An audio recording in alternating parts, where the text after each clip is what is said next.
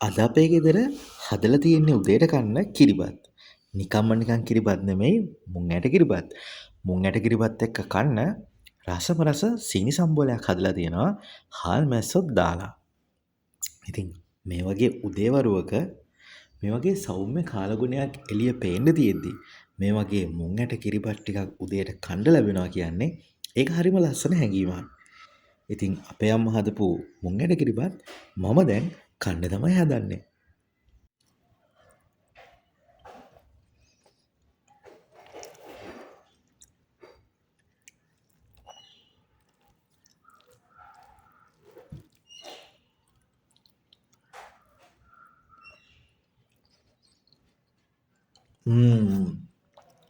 ඒක නම් ඇත්තටම හරිම රහයි. ඉතින් එහෙනම් ඔයගොල්ලෝ ඉඳලා හිටලා හරි කිරිබත් හදලා කන්න. මතක් කරලා මුං ඇට කිරිබත් හදලා කන්න.